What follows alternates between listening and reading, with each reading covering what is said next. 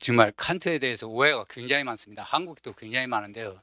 칸트를 이 좌파들은 그 뭡니까 강력한 국가의 재분배 역할을 해야 된다. 서민 지위 기회를 개선할 국가가 필요하다. 이해관계자 자본주의를 얘기한 것이 아니냐. 이런 식으로 좌파들이 얘기를 하고 있습니다. 특히 유시민 씨 같은 사람이 전형적으로 저 칸트를 이런 식으로 해석하고 있습니다. 그 다음에 또 에인 랜드라고 하는 유명한 여류 그 자유주의자입니다. 이 사람은 그렇습니다. 이 사람은 타인을 희생하는 것이 바람직한 행동이라고 주장한 이타주의를 칸트를 해석했습니다. 선한 의지로 인해 정의를 도출해야 된다라는 식으로 얘기를 했다는 얘기로.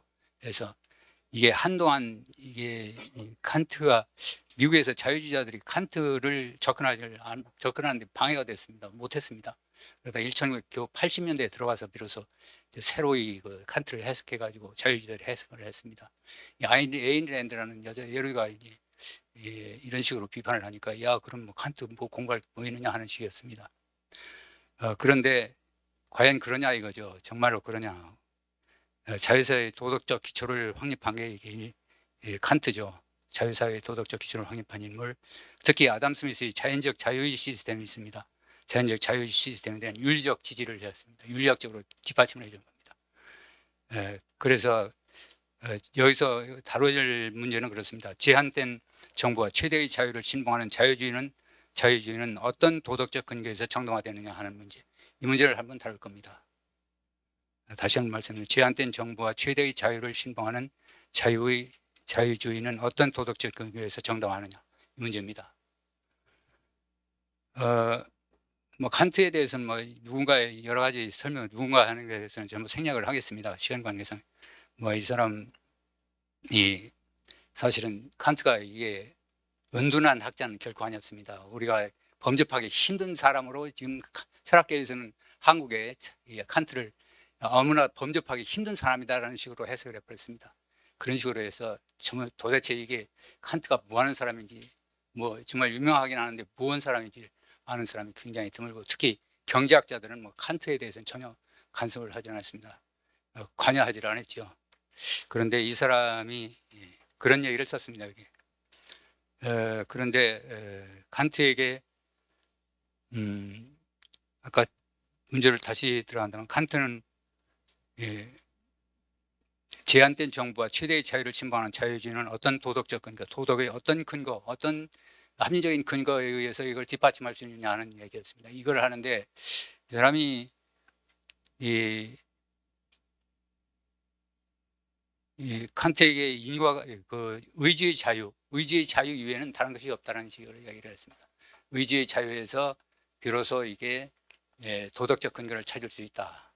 의지의 자유라고 하는 건 뭐냐면 이게 인과관계의 고리 바깥에 존재한다고 봅니다. 인과관계. 우리가 인간 행동에서는 전부 다 원인 인과관계가 있는데 인과관계 이외에 인과관계를 이 고리 바깥에서 조종하는 그런 게 있다는 얘기입니다. 그게 의지의 자유인데 의지의 자유라고 하는 것은 이런 그 인과관계의 고리 바깥에 존재하면서 도덕을 선택할 수 있는 능력, 이를 의지의 자유로 해서 자유의 개념입니다. 이 사람이.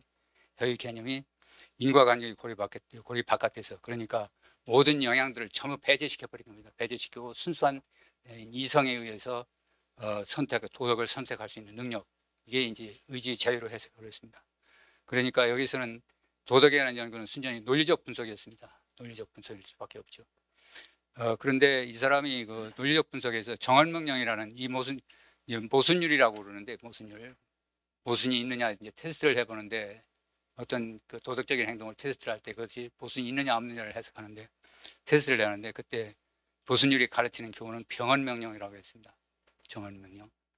그런데 정언명령이라고 하는 이거를 정언명령을 통해서 칸트가 제한된 정부와 최대한의 자유를 신봉하는 자유주의를 어떻게 정당화하느냐.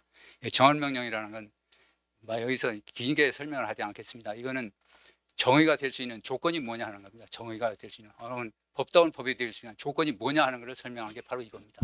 이 정언명령이죠.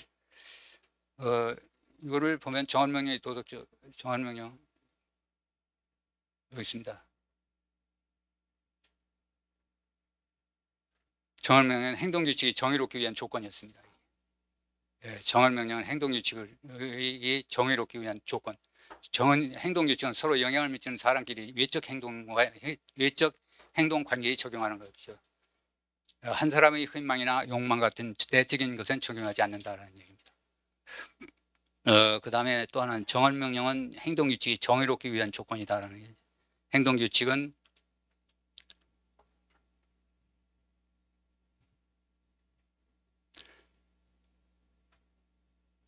정언명령 행동규칙은 모든 사람에게 적용할 수 있어야 된다. 그러니까 그 정언명령이라는 것이 정의가 되기 위한 조건인을 말하는데, 그때 첫 번째가 행동규칙은 모든 사람에게 적용할 수 있다. 적용해서 차별이 있어서는 안 된다는 얘기. 그 다음에 내용에 있어서의 차별뿐만 아니라 적용에 있어서의 차별까지도 전부 아시하는 그런 겁니다. 그 다음에 시간, 장소, 인적 특수성을 배제한다는 것을 말한다. 그 다음 이런 특수성을 가진 규칙은 대부분 특정한 행동을 지정하는 게 아니라 특정 행동을 금지하는 내용의 행동규칙이라는 거예요. 그래서 여러분들 뭐 이걸 일일이 하나씩 설명하지 않고 몇 가지만 간단하게 설명을 하겠습니다. 정언명령이 첫 번째가 있는데, 정언명령 첫 번째는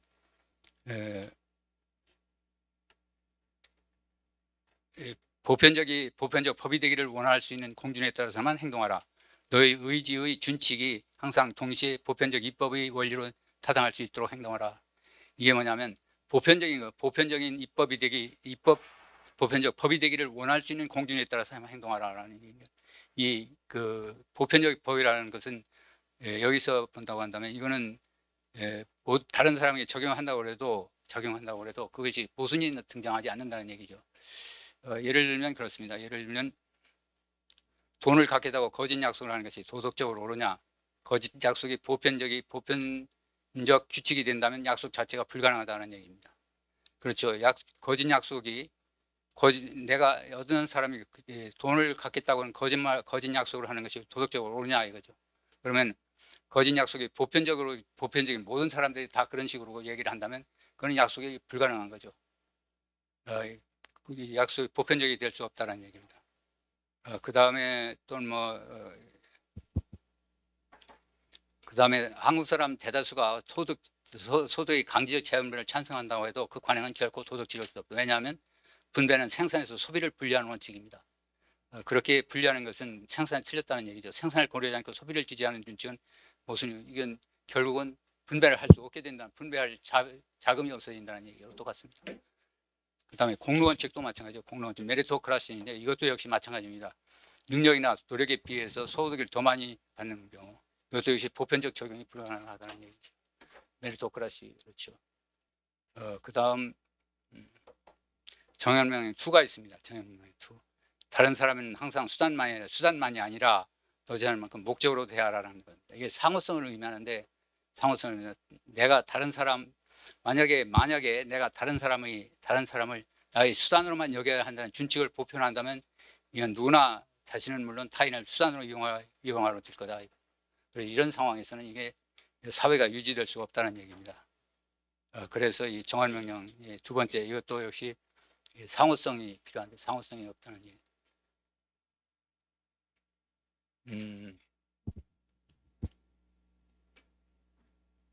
여기서 자분배의 부도덕성도 마찬가지입니다. 어느 한 사람을 다른 사람이 목적을 위한 수단으로 이용하기 때문에 이것도 부도덕하다는 얘기죠. 왜냐하면 상호성이 없이 돈만 뺏어가지고 거기에 대한 대가를 지불하지 않기 때문에 모순이 생긴다는 얘기입니다. 복지가 부족한 이유도 역시 동일한 가치를 납세자에게 제공하지 않고 수혜자가 납세자에게 일방적으로 요구할 수 있기 때문이다. 특수계층이나 산업부견 우대정책이 전부 다 이렇습니다. 그러니까 시장경제를 목적이 지배하는 겁니다. 텔로크래틱한 목적이 지배하는 것, 목적을 달성하기 위한 모든 정책들은 이건 전부 다 칸트의 정언명령에 위배된다는 얘기입니다. 정부가 특정한 정치적 목표를 추구하는 것이 부족한 이유는 그것이 사회 구성원들 수단으로만 취급하기 때문이다 라는 얘기입니다. 그런데 정언명령은 나의 목적을 위해서 타인을 결코 이용해서는 안 된다는 것을, 또는 우리는 타인을 오로지 그의 목적을 위해 헌신해야 한다는 것은 아니다. 이런 식으로 이런 식으로 오해한 인물이 여류 자유주의자인 에인랜드였습니다. 에인랜드가 그랬죠.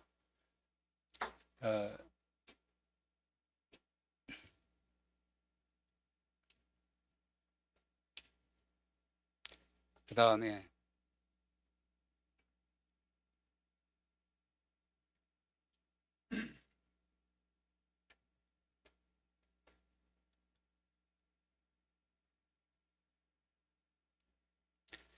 정언 명령은 정의 필수 조건이지 충분 조건은 아니라는 겁니다. 그렇죠. 이 정의라는 게 네가티브한 정의들은 전부 다 그렇습니다. 그것은 오로지 정의롭지 않은 것을 점진적으로 제거할 수 있는 하는 소위 소극적 테스트라는 얘기입니다. 오로지 정의롭지 않은 것을 점진적으로 제거하는 게 소위 소극적 테스트다. 정의 필요 조건이지 충분 조건은 아닙니다. 그 다음에 주목할 점은 정언 명령은 도덕 규칙의 적극적 내용을 도출하는 연역 과정의 전제로서 이용할 수 없다는 점. 이건 칸트의 의무론적이죠. 의무론적 자유주의에서 나오는. 의무론적이라는 것은 이건 어떤 그 결과를 보고 판단하는 것이 아니라 그 자체를 두고 도덕적인 판단을 내는 거죠.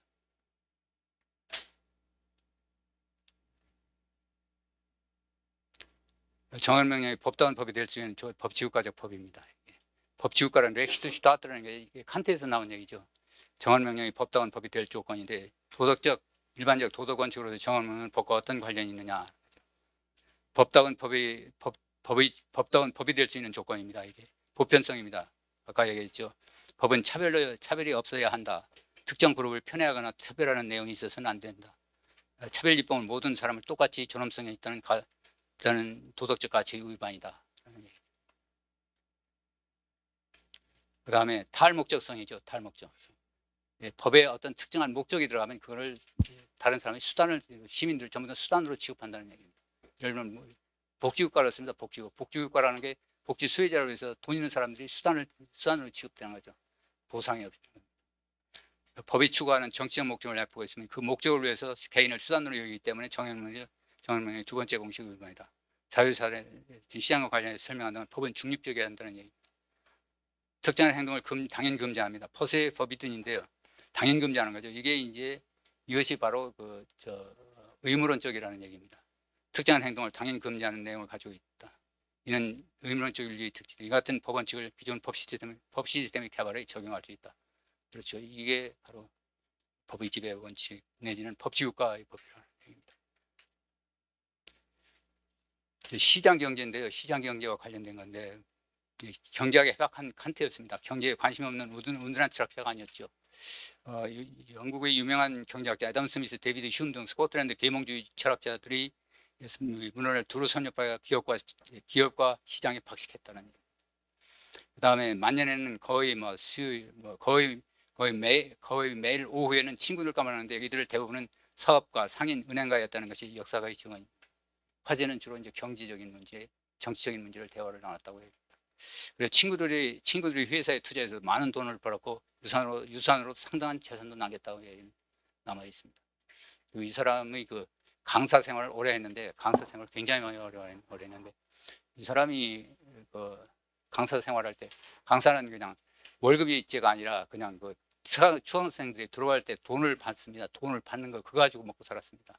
그러니까 수강생을 많이 얻는 게 중요한데 그래서 새로운 교육 방법을 개발을 했다든가 또는 새로운 주제를 개발하는 것, 특히 이제 경제적인 주제를 많이 했다고 얘기를 합니다. 그래서 수강생들이 굉장히 많았다고 얘기를 했습니다. 그래서 다른 사람은 이것만 가지고는 이 강사 생활해 가지고는 도저히 생활을 못했는데 칸트는 그래도 비교적 생활을 했다는 얘기가 들리고 있습니다.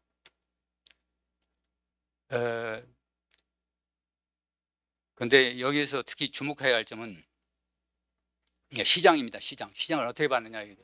목표의 왕국으로 봤습니다. 라이히디어 츠데케라고 얘기를 하는데 칸트의 정언 명령 두 번째를 들어 자유주의는 인간을 목적 아닌 수단으로 여기라는 체제라고 비판하는데 노동자를 자본가의 목표로 취급하는 수단, 노동자를 자본가의 목표를 위한 수단으로 취급하는 체제가 자본주의다라는 좌파의 비판이다.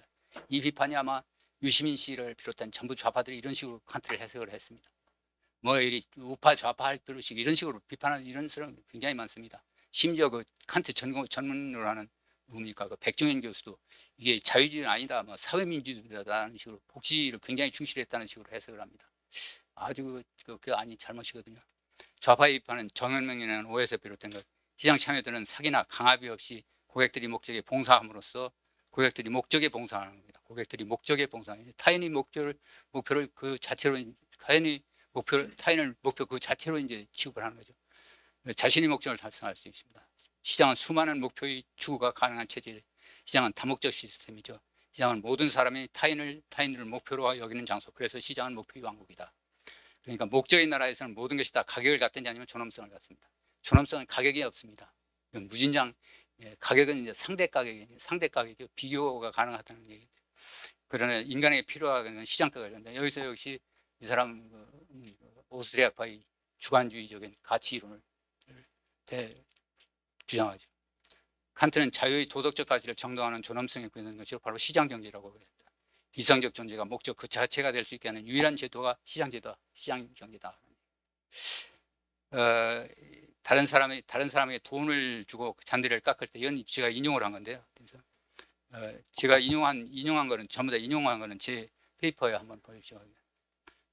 다른 사람에게 돈을 주고 잔디를 깎을 때 사람은 결코 단순히 수단으로 취급되어서는 안 된다. 잔디 깎는 사람의 인격을 존중하는 것, 그것은 아마도 그에게 제안을 하고 그가 자신의 합리성에 따라 적절하게 판단하는 대로 그걸 수락하거나 거절할 수 있도록 그것을 수반할 것이다. 누군가에게 자신의 의지에 반하여 잔디를 깎도록 강요하는 것은 그를 단지 수단으로만 취급하는 것이다. 따라서 칸트의 인간을 단순히 수단만 아니라 목적으로 취급해야 한다고 주장합니다. 굉장히 이게 시장에서의 교환이라는 게 상호성이고 이게 그러니까 시장에서는 내 목표를 달성하기 위해서는 다른 사람의 목표, 다른 사람에게 다른 사람에게 가치 있는 일을 해줘야 비로소 내가 내 목표를 달성할 수 있거든요. 그래서 이게 역시 시장은 아더 리가딩이죠. 다른 사람과 관련 아더 리가딩 액션입니다. 이기적인 것, 셀프 센터드인 게 아니죠. 시민은 시장은 자연히 감춰진 계획에 따라 작동한다. 이게 이제 칸트의 보이지 않는 손, 아담 스미스의 보이지 않는 손을 그대로 설명하는 건데 이게 바로 하이에크는 자생이 질서라는 말로 바꾸죠. 이게 우리 번역자는 칸트의 역사 철학이라는 번역한 게 있습니다. 이한국 교수가 번역한 책을 보면 거기에 아주 상세하게 오늘 얘기할 시장 경제와 관련된 부분들은 주로 이제 그쪽에서 내가 그 책에서 인용을 했는데 세계 시민의 시각으로 본 보편사회 관념 8가지 명제를 정하는데 그 명제들 가운데 8번째 명제에서 인류 역사를 자연의 숨겨진 계획을 실현하는 과정으로 이해하라고 있습니다. 개인들은 자신들의 성향에 따라 그리고 다른 사람들과 무슨 때는 그 자신들의 목적을 추구하면서도 그들은 자신도 모르게 각 개인이 알려지지 않은 자연에 의도된 진로를 따라 인도되어 그들이 설사 알았다고 해도 관심이 없었을 목적을 무의도로 달성한다. 이게 아담 스미스의 보이지 않는 손하고 똑같습니다. 그러니까 따라서 여기 봐 있습니다. 밑에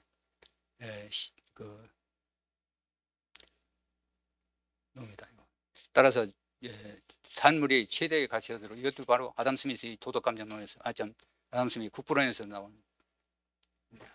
그런데 여기서 흔히 이 감춰진 자연이 감춰진 기획을 이걸 카닝 오브 리슨이라는 이성의 관계라는 식으로 해서 이건 해결해서 나온 얘기입니다.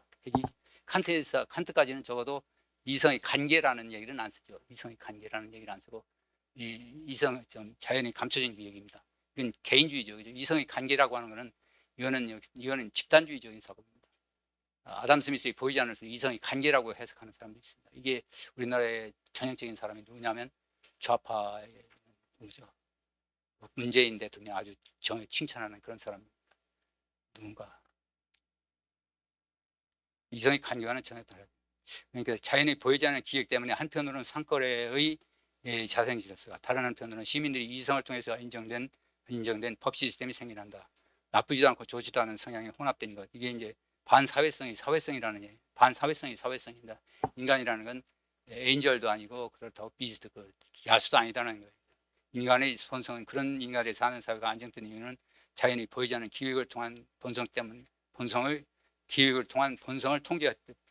통제 때문이다. 주체의 자율성을 위해 공적 영역을 최소화해도 문제가 없는 것은 사적 영역에서 자연이 감춰진 계획을 통해서 개인이 이기적 행동을 통제하여 안정된 사회가 확립될 수 있기 때문이다. 아마 이거는 한국에서 이런 얘기 하는 사람은 거의 없을 겁니다. 철학자들 이런 얘기 안 할 겁니다. 이게 내가 쓴 오시윤이 쓴 뭡니까? 자유주의의 어, 사, 자유주의 아니 경제사상서 여행이라는 책이 있습니다. 제가 거기에서 내가 칸트를 이제 자유주의 그 경제사상사에서 모든 한 50명의 이 자유주의 학자들 중에 경제학자들 중에 이제 칸트를 집어넣는데 거기서 주로 얘기를 했는. 예, 시장 질서와 자유 경제입니다. 시장 질서 자유 경제. 이것도 역시 역사 철학에 나오는 얘기입니다. 경쟁이 없이는 인간은 나태함, 수동적 만족감에 빠진다. 경쟁이 없이는 모든 탁월한 자연적 소질이 개발도 없다. 따라서 인류의 번영은 주로 사회 속에서 인간들끼리 이루어지는 경쟁의 무의도적 결과다. 경쟁과 대립은 문화의 개발과 도덕적 완전화를 가능하게 하는 것이 칸트의 믿음이었다. 경쟁은 역사 철학적으로 볼 때 이성의 발전을 귀결되는데 이런 관점이 가능한 이유는 경쟁 속에서 질서가 가능하기 때문이다. 경쟁의 자유가 유지되는 한 자동화가 스스로 유지되는 것처럼 공동체가 스스로 유지된다. 경쟁의 자유가 제한되면 시장의 안정성과 질서가 방해되고 혼란을 야기할 뿐이다. 그 다음에 자유로운 경쟁 활동을 방해하면 기업은 생명력을 잃고 그리고 이윤 추구의 자유를 제한하면 사회 전체의 힘이 약화된다는 것이 칸트의 믿음이었습니다. 아담 스미스의 자연적 자유 시스템을 연상시키는 대목이죠. 규제를 통한 자유의 제한은 기업의 자유로운 투자를 위축시켜 결국 서민층을 비롯하여 보편적 번영을 최소시키는 것이 자연적 자유 시스템의 핵심 내용입니다. 이제 영구 평화론과 한 국가가 강대국이 되기 위해서는 부가 필요한데 자유 없이는 부를 생산할 활동이 번창할 수 없다고 주장한다. 자유무역은 전쟁을 극복하고 모든 나라의 이득을 증진한다. 자유무역은 세계 평화를 창출한다. 영구 평화론이 바로 이 자유무역을 주장한 거죠. 그런데 이게 오늘날 좀 부정되고 있습니다. 이 영구 평화론이. 자유무역을 하면 그게 돈 벌어가지고 뭐 좀 중국처럼 되는 식이죠. 아니면 과거에 그랬습니다. 아담 스미스는 반대를 했습니다. 영구 평화론이 아니라 아담 스미스는 이게 내비게이션 액트를 제정할 찬성을 하죠. 왜냐하면 프랑스가 좀 뭐하기 때문에 프랑스를 제압하기 위해 국방을 무효한 겁니다. 국방. 시장질서와 법질서의 상호 의존성 문제입니다. 이게 참 중요한 문제인데요.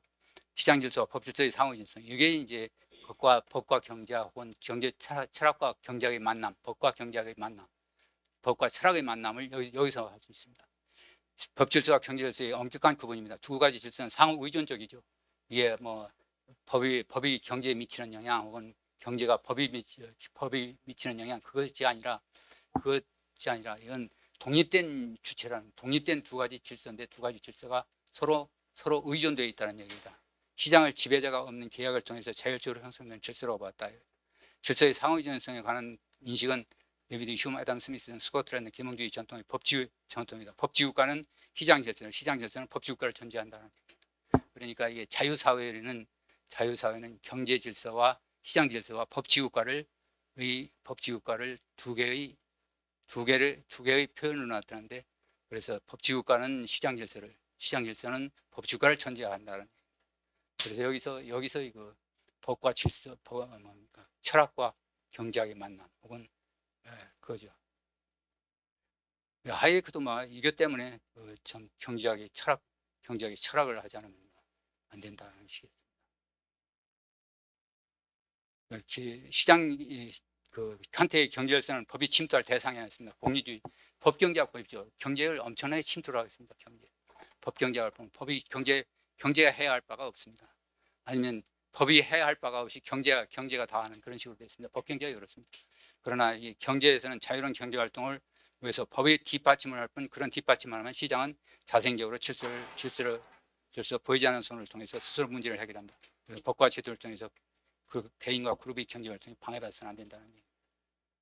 굉장히 중요한 문제죠. 시장 경제는 하나의 독립된 실체, 법질서도 도덕도 마찬가지로 도덕도 법질 하나의 독립된 실체인데 그때 그것이 어떤 식으로 해서 이게 서로 연관되느냐 하는. 이제 법치국가와 국가의 과제 문제입니다. 권리 상호 인정을 하는 법치국가의 기관. 그러니까 이 아담 스미스는 칸트는 국가의 존재는 유익할 뿐 아니라 필수적이라고 얘기를 했습니다. 필수적이다. 국가가 반드시 필요하다. 필수적이다.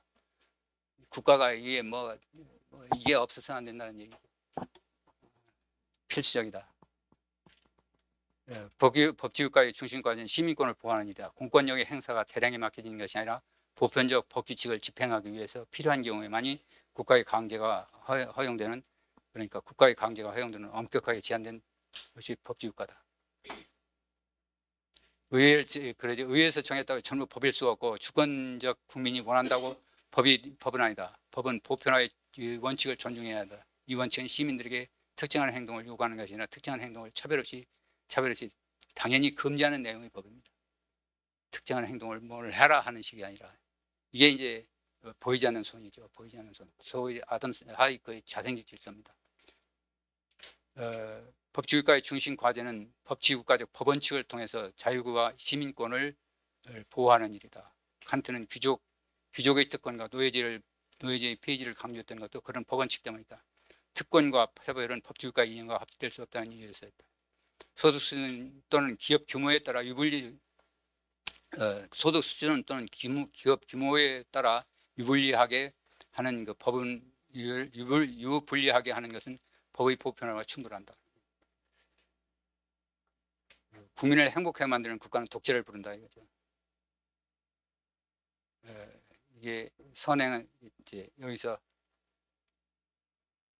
국가는 온정주의 국가로 일단 국가의 선행 의무를 강하게 부정한다. 국가는 정의로울 수 있지만 자선적일 수 없다는 얘기입니다. 국가는 정의로울 수 있지 자선적일 수는 없다. 정부가 사람을 행복하게 만드는 명분으로 정책을 추진하는 것이 가장 큰 독재다. 그 다음에 선행은 도덕의 분야에 속하는 것이 법령에 속하는 것이 아니까 법령에 속하는 것은 시민들이 타인들이 인격 소유를 침해하는 불의의 행동을 억제하는 일이다. 정의로운 국가는 시민들이 삶을 안락하게 만드는 것이 아니라 자유와 재산을 가장 안전하게 보호하는 국가다. 이게 법원칙만 있을 뿐 행복의 원칙은 없는 것이 법치국가의 역할이죠. 칸트의 업적인데요. 여기서는 전부 생략을 하겠습니다. 시간도 많이 지났습니다. 정언명령의 준칙은 실제로 법치국은 그러니까 이게 사실은 칸트가 그 스코틀랜드 계몽주의의 그 진화론 쪽으로 생겨나거든요. 법의 지배 원칙이라는 것, 그 정의라고 하는 것, 아까 얘기했던 차별을 없다는 것, 그다음에 차별이 없는 법, 차별이 없다든가 또는 금지적인 성격을 가지고 있는 것, 이런 또는 보아 비평등 이런 것들이 진화적인 현상이지 이게 누가 만드는 것들은 결코 아닙니다. 그런데 이거를 가지고 그러니까 스코틀랜드 계몽주의자들이 진화적으로 발견했던 그런 그 도덕 원리를 칸트가 뭐로 해석을 하냐면 선언적으로 해석한 것이 지나지 않는다는 식으로 해석합니다. 사실 그렇거든요. 전부 보면 정언명령이라는 게 결국은 그 정의로운 행동이 갖춰야 할 조건 또는 법이 갖춰야 할 조건을 이야기하는데 이 조건들이라는 게 이게 결국은 어느 학자가 만드는 거예요. 어떤 철학자나 혹은 어느 인위적으로 만드는 것이 아니라 진화적인 프로세스를 수천 년 오면서 서구 사회가 분명하면서 발전해온 그런 과정이었습니다. 거기에서 만들어진 것을 칸트가 진화적인 걸 붙이고 이게 선언적으로 해석을 내린 것이다. 어쨌든 법치국가의 역할과 한의를 분명히 했다는 점, 그다음에 법의 영역과 도덕의 영역을 엄격하게 구분했다는 점, 그다음에 경제와 윤리를 위원하는 칸트의 공로죠. 경제적 책임과 윤리적 책임 문제입니다. 그런데 책임 문제에서 이게 저는 여기서 다루지는 않았습니다만 깊이 안 다뤘습니다. 의지의 자유 문제입니다. 의지의 자유가 있기 때문에 책임이 있다는 얘기인데 그렇죠. 의지의 자유가 있는지 없는지 그건 저는 하이에크를 비롯해서 스코틀랜드 계몽주의자들은 의지의 자유를 부정을 합니다. 의지의 자유가 있다는 것. 그러나 어쨌든 책임윤리라고 하는 것, 경제적 책임과 윤리의체행을 엄격히 구분을 했습니다. 도덕률에 대한 비용, 그러니까 도덕률에 대한 비용 편입 분석이죠. 우리 도덕률을 법을 비용 편입 분석을 하는 경우가 있습니다. 이거는 뭐냐면 법과 권리의 권위를 훼손하고 준법 정신을 흐리게 만듭니다. 자유와 존엄성은 절대적이다. 따라서 상대적 가치를 의미하는 가격이 없다는 얘기죠. 그러니까 이게 존엄성이라는 것, 그러니까 법과 권리라고 하는 것은 이건 권위를 훼손하는 거죠. 이 비용 분석이라는 것.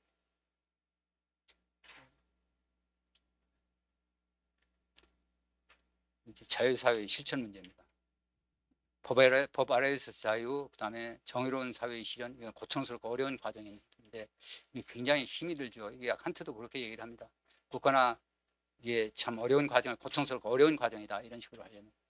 그런데 국가나 사회의 권위에 의해서 가고 싶은 성향, 페런탈리즘은 이거는 어린애가 이제 어린애가 밑에서부터 이제 국가를 필요로 하는 겁니다. 한국이 그렇습니다. 지난 선거 한국이 그러는데 그러니까 이게 불안하면 국가를 손져잡는 게 이게 이제 페런탈리즘입니다. 그다음에 이제 온정주의 패터널리즘은 위로부터 엘리트적 패터널리즘이 위로부터의 규제죠. 이걸 극복하기 위해서는 지속적인 계몽 과정이 필요하다는 얘기입니다. 계몽 과정. 계몽이 그래서 칸트가 얘기하는 게 자기 이론을 이걸 자꾸 뭐 적용 가능성 문제 이런 거 테스트하는 것이 아니라 이게 계몽을 시켜라. 이게 정치 철학의 특징인 것 같습니다. 특히 그 정언 명령에 대해서 좀 집중적으로 저는 토론문을 작성했는데요. 우선 그 민경구 교수님이 그 자유주의 철학자로서 칸트를 아까 말미에 이제 그렇게 얘기를 하셨는데 그 스코틀랜드의 그 전통의 그 진화론을 그 선험적으로 이성을 가지고 재해석한 것이다. 그렇게 이제 얘기할 수가 있다라는 것에 대해서는 전적으로 동감이고요. 그런 그 논리적 구조에서 보면은 오늘 민 교수님이 발표한 내용을 우리가 충분히 다 얘기할 수가 있습니다. 근데 제가 이제 좀 여기서 말씀드리고 싶은 것은 이 정언명령이라는 게 같은 맥락이에요. 정언명령이라는 게 이제 이성으로부터 나왔는데 과연 그것이 가능한지 어쨌든 그것에 대해서 좀 질문을 하고 답을 좀 들어보려고 합니다. 그러니까 민 교수님이 말씀하셨듯이 이제 칸트의 발제문에서 칸트의 도덕 철학은 세상에 대한 우리 지식에 불완전하더라도 지녀야 할 규칙을 보여주는 것이다. 소위 말해서 실천 이성 비판이 되겠는데요. 사변 이성 지금 순수에서 나왔습니다만 라인앤 페르논부터 사변 이성은 경험에 의하지 않은 네가 경험으로 습득하지 않은 어떤 지식의 범위를 넘어서 내가 뭘 안다고 월권하지 마라 라는 것에 대한 이제 비판이죠. 그러니까 나는 논리적으로 신의 존재를 증명했다랄지 영원히 죽지 않는다 라는 걸 증명했다랄지 쉽게 얘기하면 뭐 좀 안다고 까불지 마라 이런 이제 비판이 되겠습니다. 반면에 이제 실천 이성은 네가 경험한 것 이상으로 훨씬 더 도덕적 행동을 해야 된다. 그러니까 비판의 방향이 좀 반대죠. 그렇게 저는 이해를 하고 있습니다. 그래서 이제 정언 명령은 이제 실천 이성에 관한 건데 물론 이제 조건이 붙으면 가언 명령이 되는 거고 가언 명령은 조건이 사라져 버리면 없어져 버리는 거죠. 그래서 정언 명령을 쭉 민 교수님 설명을 하셨는데 제가 같은데 보면 도덕 규칙은 이성이 특정 목적을 위해서가 아니라 무조건적으로 선의지를 실천하도록 개인에게 명령하는 자율적 규범이다. 사실은 이게 정언 명령은 그 개인 내적인 거죠. 아까 말씀하신 그 자유의지, 프리윌에 이제 부터 시작해서 이제 도덕 규칙이 나오는 그런 걸로 이제 저는 이해를 했습니다. 도덕 규칙은 그래서 인간의 실천 이성에 의해 자명하게 의식되는 것으로서 선의지의 중거점이 된다. 이게 자명하게 의식된다고 그랬는데 정말로 이게 사람이 그런 그 인간 이성에 의해서 선을 자명하게 인식을 하는지는 저는 좀 개인적으로 질문입니다. 그래서 이제 인간도 자연의 법칙에 종속되는 존재이지만 그러니까 자연의 법칙을 순응할 수밖에 없는 것이죠. 그러나 인간은 다른 동물들과는 달리 이성을 가진 존재이기 때문에 자유의지에 따라서 자연의 법칙에서 벗어나서 자유로워질 수 있다. 그러니까 스스로 말미암을 수 있다. 자유라는 게 스스로 말미암으면 그렇게 해석하면 괜찮을 것 같아요. 스스로 말미암을 수가 있다. 그것부터 이제 자연의 일부지만은 도덕 규칙을 수립하는 하나의 그런 그 이성적 존재다라는 얘기를 이제 할 수가 있는 거죠. 칸트의 그 도덕 철학 원리 구조에서 보면. 그래서 도덕 규칙은 자연에서는 만날 수 없는, 말하자면 자연 인과성이 아니라 자유 인과성에 의해서 형성된다. 즉 도덕은 자연이 아닌 인간 이성에서 만날 수 있는 자유를 인으로 하는 과다, 도덕이. 그러니까 표현을 뭐 아주 멋있게 해놨는데, 자유는 도덕의 말하자면 존재 근거고 도덕은 자유의 인식 근거다. 이 철학이 왜 이렇게 상당히 그 말을 이렇게 어렵게 만들어요? 이해를 하려면 조금 생각을 해봐야 돼. 그렇죠? 자유가 있어야 도덕이 되고, 도덕이 있으면 자유가 있구나라고 이제 인식을 할 수 있는 그런 인식 근거가 된다는 거죠. 오케이, 좋습니다. 그리고 뭐 누구에게나 다 적용되는 그런 그 카테고리칼이라는 게 여기서는 무조건적이니까, 무조건적. 오늘 카테고리 보통 우리 범주 얘기하는데 카테고리칼 그러면 이건 무조건적인 그런 의미로 이제 사용하는 거죠. 그래서 법의집에서 강조하는 법의 탈목적성, 민 교수님이 잘 발표해 주신 바와 같이 마찬가지입니다. 그걸 선언적으로 표현했고, 그러다 보면 시장에서 시장 질서, 그 다음에 이제 시장에서 경쟁, 법치 국가 이런 것들이 상당히 자연스럽게 무리하지 않고 뽑아 나올 수가 있는 것이죠. 자연스럽게. 그런데 이제 문제는 이제 문제라기보다는 이제 정원 수립의 수립 과정, 아까 민 교수님 말씀하셨다는 거 제가 말씀드렸고 들었는데 다시 한번 보시죠. 인간의 이기적 속성은 나무 영행을 침해하는 경향을 보인다. 그렇기 때문에 이러한 경향성을 다스리고 평화로운 사회가 이루어지기 위해서는 자신의 주관적 이익에 근거하지만 남들도 보편적이며 필연적으로 받아들이고 복종하게 되는 원리들인 행동 규칙이 형성돼야 된다. 이게 정의로운 행위 준칙, 뭐 하이에크 용어로 불리자면 그런 게 되겠죠. 그래서 이제 그 정언 명령이 수립되는 과정, 이 말은 상당히 중요하다고 생각하는데요. 한 사회에서 상호작용하며 살아가는 개인들이 소수에서 다수로 가고, 그리고 사회 전체의 구성원들로 확대되면 이러한 경향성, 자기만을 위한 어떤 그런 것들이, 그런 행동이 받아들여질 가능성은 거의 사라진다. 그러니까 이건 아까 민 교수님 말씀하신 대로 그 뭐 이게 말하자면 정의의 규칙을 찾아가는 과정이라면 네거티브 프로세스가 되는 거죠, 이게. 그 얘기는 돼요. 이게 분명히 다 됩니다. 이게 네거티브 프로세스를 이제 여기서 우리가 그 의미를 뽑을 수가 있고요. 그리고 이제 금주 원칙, 각 개인은 나의 목적을 위한 준칙 중에서 남이 수용하지 않는 것은 금지의 규칙으로 삼고, 금지 원칙이죠. 이것이 사회 구성원 모두에게 확대되면 보편적이고 필연적인 규칙이 수립된다. 맞는 얘기죠. 그리고 보편적이고 필연적인 도덕 규칙은 개인의 경향성과는 일절 상관없이 누구에게나 그리고 무조건적으로 타당해야 된다. 이게 이제 정언 명령이 되는 거죠. 제가 이제 질문하고 싶은 것은 이겁니다. 정언 명령에 대한 질문인데요. 경험적으로 진화한 도덕 규칙을 이성의 틀 안에서 재해석하는 것이 가능하죠. 가능하더라도 정언 명령의 도출 과정에는 진화론하고 비교를 해보면 이게 좀 반대 방향이잖아요. 그럼 우리가 거기에 대해서는 전혀 문제를 삼을 수 없는 것인지 나는 좀 이상하거든. 그러니까 진화론에서 나온, 그러니까 경험론에서 나온 것을 선엄이나 이성을 중심으로 한 선엄으로 엮여서 쫙 전개를 하면 칸트의 실천 이성 비판이 인책이 되는 거 아닙니까? 저는 그렇게 되거든요. 그래서 뭐가 좀 이게 같은 그런 그렇게 많이 느낍니다, 저는. 그리고 이제 아까 이제 자유라는 것은 칸트가 말하는 자유는 계속 자유의지거든요. 내면적 자유예요, 내면적 자유. 프리윌이라는 것은 내면적 나의 그 이성에서 나온 개인의 자유거든요. 그런데 우리가 사회에서 말하는 것은 사람들 간의 관계에서 나오는 행동의 자유를 얘기하거든요. 그러니까 이게 좀 더 완벽하게 가려면 아예 그 감각 질서나 이런 데서 얘기한 그 정신은 내면적인 정신 질서에서 사회 질서로 나아가는 뭔가 이게 좀 있습니까? 그게 좀 없는 것 같아요. 그 설명하기는 쉽지는 않은데 하이에크도 사실 설명하기는 쉽지는 않더라고요. 이게 내면적 질서에서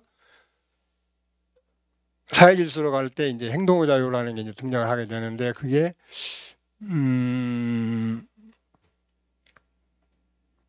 좀 칸트에서는 그냥 계속 그 자유의지만 가지고 얘기하는 것 같아서 그럼 사회에서 사람들 간의 관계에서 얘기하는 자유라는 것은 행동의 자유인데 사람들 간의 관계에서 나오는 건데 그래서 칸트의 정언 명령이 이게 사회과학적 개념인가 그 수립 과정이 그 사람들 간의 인터랙션이 없는 상태에서 나왔다고 보면은 좀 아닌 것 같다라는 얘기죠.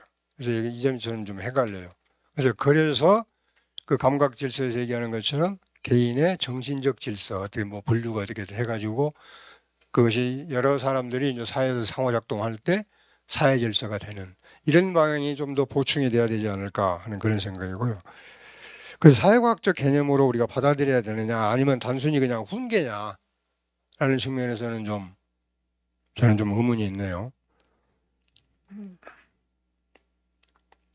그래서 결국은 경험론에 가면 도덕규칙이라는 것은 인간 이성의 지시 명령에 의한 수립이 아니며 인간이 이기심에만 의존하면 자신은 물론 남의 이익을 해치고 나의 생존 기회도 낮추기 때문에 서로의 생존 기회도 낮추기 때문에 인간은 서로를 위해 오랜 기간에 걸쳐 형성되고 발전해온 도덕규칙을 지키도록 길들여진다. 그래서 말하자면 뭐 룰 팔로잉 뭐 액션이 나온다랄지 비헤비어가 나온다랄지 이렇게 설명하는 것이 좀 더 무리가 없이 사회가 돌아가는 그 이치를 운행 원리를 좀 더 매끄럽게 설명하는 것이 아닌가라는 그런 생각이 저는 들어요. 그래서 인간은 그런 행동을 금지하는 도덕 규칙을 세운다는 얘기가 인위적으로 세우는 게 아니고 진화해서 가지고 이제 그런 도덕 규칙 형성이 되는 거죠. 그래서 스스로 복종함으로써 이제 사회 질서가 유지되는 그런 것이죠. 그렇다고 보면 자유, 여기서 행동의 자유입니다. 아까 그 의지의 자유가 아니고. 그러므로 자유와 도덕은 어느 하나가 다른 하나의 인이나 과가 아닌 말하자면 동시에 사회 질서 속에서 형성되는 그런 게 아닌가라는 그런 생각이 좀 드네요. 그러니까 자유가 도덕의 존재 근거고 도덕이 자유의 인식 근거다라는 얘기는 엄청나게 이게 차원 높은 얘기 같은데 어째 저는 좀 과연 그런지는 좀 질문이 우리 철학하시는 우리 신준혁 교수님께서 좀 답변을 좀 해주십시오. 그렇다고 보면 자유의 의지가 부정된다면 민 교수님은 자유의 의지 안 믿죠? 있습니까? 그럼 자유의 의지가 부정되면 칸트의 정언 명령은 어떻게 됩니까? 이 출발점에서 토대가 무너져 버리는 그런 결과를 낳거든요. 예? 예. 그러면 이건 좀 심각한 문제 아닌가? 그러니까 그런 식으로 재해석을 해서 그 논리 구조 안에서 쭉 따져보면 맞아요. 다 오케이. 다 동의할 수 있는데 그 수립 과정에서 보면 나는 요건 좀 문제가 있는 거 아닌가. 그래서 그런 생각이 좀 들고요. 뭐 다른 이제 그까지가 이제 오늘 그 실천 이성에 대한 거고요. 그리고 또 하나 예전에 같은 질문인데 칸트가 이거에 대해서 자시파이는 하긴 하죠. 이성은 하나인데 이성이 그럼 실천 이성과 순수 이성이 다르냐? 아니다. 하나인데 용도가 다르다. 뭐 이렇게 얘기를 하는데 사실은 그 휴머를 좀 읽어보면 이성과 이게 저기가 딱 구분이 되거든요. 이성은 그 진위를 파악하는 그런 기능을 하는 거고 우리 행동이라는 것은 정념이 추동을 하는 것이지 이성에서 행동이 나오는 건 아니다라는 거예요. 그것이 그 설명이 저한테는 훨씬 더 설득력이 있게 들린다. 그래서 칸트 책은 어렵기만 하고 어렵고 좀 이게 판단 좀 까리해요. 그 논리 전개가. 저는 그래서 그런 생각을 가집니다. 칸트가 한국에서는 아마 가장 넓고 많은 사람이 연구한 철학자라고 볼 수 있습니다. 그건 아마 일제시대에 일본을 통해서 칸트가 한국에 유입되어서 그렇지 않은가 생각도 듭니다. 그리고 오늘 이제 뭐 우리 민 교수님 발표하신 거에 대해서는 이제 순수 철학을 하시는 분들보다는 요즘은 아마 법철학 쪽에서 많이 얘기를 하는 것 같아요. 경제학 쪽에서 칸트를 얘기하는 사람은 거의 없는 것 같고. 그래서 민 교수님의 그 글을 읽으면서 저는 좀 새로운 생각이라고 할까요? 이제 칸트를 좀 다시 봐야겠다는 생각을 했는데 여전히 그 김영인 교수가 말씀하셨듯이 칸트는 추상적이고 이 경험을 자신의 철학 체계에서 배제해 버렸기 때문에 대단히 이해하기가 어렵습니다. 그리고 칸트 정작에 뭘 물어봐도 잘 몰라요. 그래도 철학의 한계인 것 같기도 한데요. 그럼에도 불구하고 칸트는 한국에서 가장 존경받는 철학자고 또 많은 사람들이 칸트를 대단한 철학자로 해서 여기 불면의 철학자라고 그러는데 저거는 사실입니다. 그럼에도 불구하고 현실적인 문제하고 연관지어 생각할 때는 상당한 정도의 우리가 이제 한계가 있는 것 같습니다. 왜 그런가 하면은 칸트가 살았던 시대하고 지금은 크게 보면 250년 정도 차이가 나는데 너무 다른 세상이에요. 그리고 칸트의 철학을 소개할 때 흔히 얘기하는 것은 칸트의 철학은 인식론적으로는 휴음하고 대륙의 합리론하고 영국의 경험론을 종합했다. 이제 이렇게 얘기를 하거든요. 칸트가 저수지다. 뭐 이렇게 얘기를 합니다만은 이 윤리학에 대해서는 철저하게 영국의 경험론을 배제했다고 볼 수가 있습니다. 그 당시에 공리주의자들이나 아담 스미스의 도덕 감정론까지도 우리가 감정을 토대로 해서 윤리적인 법칙을 세울 수 없다라고 하는 그런 전제 아래서 철저하게 반공리주의적이고 반감정론적인 윤리학을 구축했다고 하는 것이 철학의 윤리학에 대한 일반적인 평가입니다.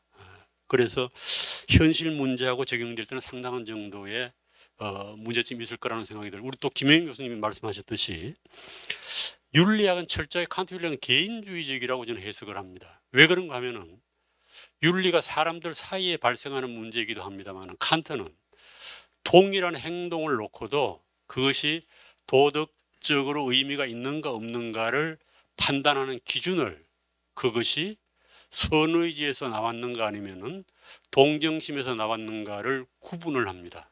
예를 들면은 테레사 수녀가 인도에서 많은 사람들을 구제하는 활동을 했는데 그 행동이 칸트적 의미에서 도덕적 의미가 있는지 없는지는 테레사 수녀만 알 수가 있습니다. 왜 그런가 하면은 칸트가 얘기했듯이 그것이 선의지의 명령에 따라서 타인을 돕는 행동을 했다고 하면 윤리적이지만은 테레사 수녀가 원래 감정적으로 동정심을 많이 타고나서 그 동정심에 반응해서 어려운 사람들을 돌보았다고 하면은 칸트적으로 보면은 아무런 도덕적인 의미가 없습니다. 그 얘기는 결국 칸트의 윤리학적 의미는 도덕성을 판단할 수 있는 주체로서 개인을 세웠다는 거예요. 저는 그것이 상당한 의미가 있다고 봅니다. 이게 근대적 개인의 탄생이고 선악을 판단할 수 있는 주체자로서의 개인을 세운 것으로서 의미가 있다고 저는 보고 이 점에 대해서는 대단히 칸트가 저는 자유주의적이라고 해석을 합니다. 그런 의미에서 이제 칸트가 그 계몽이란 무엇인가에 대한 대답을 보면 그 얘기가 쭉 나와요. 그 제가 인용을 했습니다만은 이건 철저하게 개인주의적이에요. 칸트는 윤리학에서 개인의 존엄성과 자율성을 중시하면서 의무와 권리에 대해서 강력하고 영향 있는 이론을 제시했기 때문에 오늘날 그 인권을 얘기할 때 계속 칸트가 이 얘기가 됩니다. 보편적인 인권 개념에 심대한 영향을 미쳤다고 얘기를 합니다. 그리고 계몽이란 인간이 스스로 잘못하여 처하게 된 미성숙으로부터 벗어나는 것이다. 미성숙이란 자신의 지성을 다른 사람의 지도 없이 사용하는 능력이 없는 상태이다. 미성숙은 스스로 잘못하여 처하게 되었다. 이 개인입니다. 왜냐하면 미성숙은 그 원인이 지성의 부족이 아니라 결단의 부족에 또 자신의 결심을 다른 사람의 지도 없이 사용할 용기가 부족해서 생긴 것이기 때문이다. 그러므로 과감하게 알려고 하라. 너 자신의 지성을 사용할 용기를 지녀라고 얘기해요. 이걸 계몽의 표현이라고 얘기합니다. 칸트는. 물론 이런 칸트 계몽주의는 이성에 기초한 것이기 때문에 이것이 나치즘의 전제가 되었다고 하는 비판도 나올 정도로 이 계몽주의 해석은 다양합니다. 현대로 오게 되면서부터. 그래서 다른 사람의 말을 듣지 말고 네가 주체적으로 판단하는 게 칸트의 계몽이란 무엇인가에 대한 대답의 핵심입니다. 그러니까 주체적 판단자로서의 개인의 탄생이 저는 칸트 철학의 자유주의하고 연관될 수 있는 가장 강력한 주장이라고 저는 생각을 합니다. 그런데 이러한 주장에 비춰보면 칸트는 명백히 자유주의적입니다. 이때 자유주의적이라고 하는 말은 해석이 있죠. 칸트는 자유주의라는 말을 사용한 것 같지는 않아요. 자유라는 말은 대단히 빈번하게 사용했습니다만은 그때 칸트가 말하는 자유가 이제 뭐 우리 민 교수님 잘 설명을 해 주셨습니다. 그런데 이 문제는 자유의 개념도 너무 다양하다는 거예요. 자유주의의 개념도 그렇고 심지어 마르크스까지 자유를 얘기하거든요. 그래서 이 참 족보를 따져서 얘기하면 참 어렵다는 생각이 들기도 합니다. 저는 그럼에도 불구하고 칸트가 주장하는 그 자유가 시장의 자유를 옹호하는 스미스의 자유와는 함께 갈 수 없는 것처럼 보입니다. 왜냐하면요, 칸트의 자유는 시장의 자유나 소비자의 선택의 자유가 진정한 자유라고 아니라고 얘기를 합니다. 이것도 이 뒤에 해석이에요. 그렇게 추측할 수 있다는 겁니다. 칸트의 자유론을 오늘날 시장 경제하고 연결시키면 그렇게 해석할 수 있다는 얘기입니다. 왜냐하면 칸트는 인간의 욕구를 충족시키는 행위는 자유로운 행위가 아니라고 봤습니다. 인간의 이기심이라든지 자신의 욕망이라든지 소위 말하면 인간의 어떤 본성적 욕망을 충족시키는 행위는 자율적인 행위가 아니라 타율적 행위로 봤습니다. 왜 그런가 하면 칸트는 이성이해에 인간의 욕망은 자연 법칙에 적용을 받는다고 생각을 해서 그렇습니다. 우리가 목이 말라서 물을 마시는 행위는 자유로운 행위가 아니에요. 갈증에 복종하는 행위입니다. 배가 고파 밥을 먹는 행위도 자유로운 행위가 아니에요. 허기에 복종하는 행위예요. 철저하게 인간의 욕망을 충족시키는 행위를 칸트는 자유로운 행위로 보지 않았습니다. 그렇게 본다고 하면은 아담 스미스하고는 전혀 상극의 위치에 서게 됩니다. 아담 스미스는 시장의 작동 원리를 개인의 이기심에서 찾았기 때문에 그렇습니다.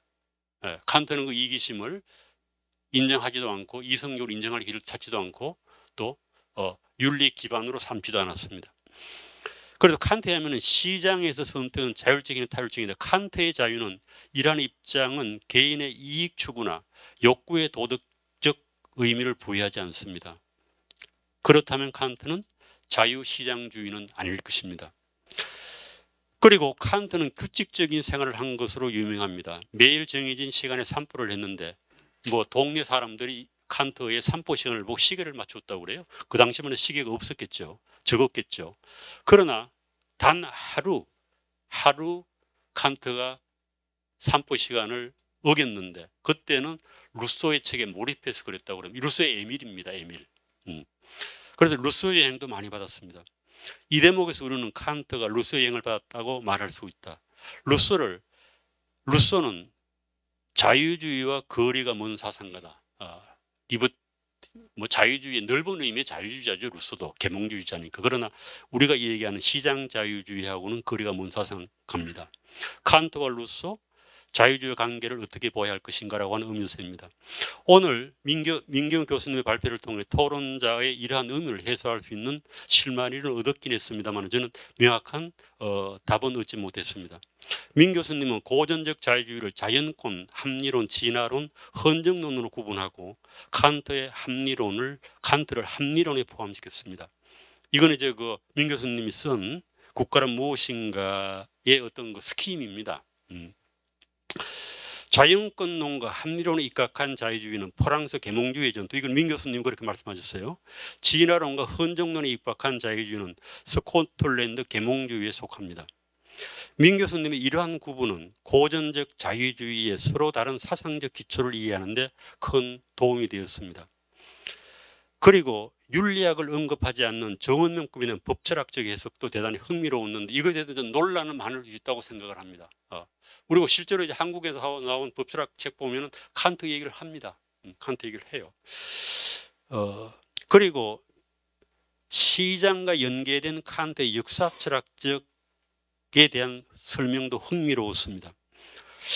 이거는 이제 논란이 많을 것 같고 민 교수님의 주장에 대해서 이제 우리 김영현 교수님도 한 말씀을 하셨습니다만은 그런데 칸트는 하이에크의 구분에 따르면은 구성적 합리주의에 속하는 게 아닌가 하는 생각이 듭니다. 그래서 이 점은 전 모르겠어요. 민 교수님을 제가 옛날엔 책을 좀 많이 읽고 뭐 이렇게 했는데 최근에 입장이 바뀌신 건지는 잘 모르겠습니다만은 명백히 옛날에 민 교수님 같으면은 칸트를 자유주의라고 얘기하지 않았을 것 같아요.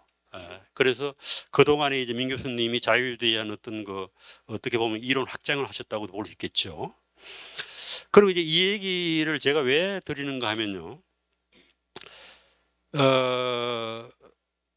하이에크가 1964년, 지금으로부터 40년 전입니다. 4월 달에 일본은 닉교 대학에 왔어요. 와가지고 강연을 했습니다. 60년 전이죠. 64년이면은. 그러면서 이제 그때 강연 제목이 뭔가 하면 카인즈 오브 내셔널리즘이에요.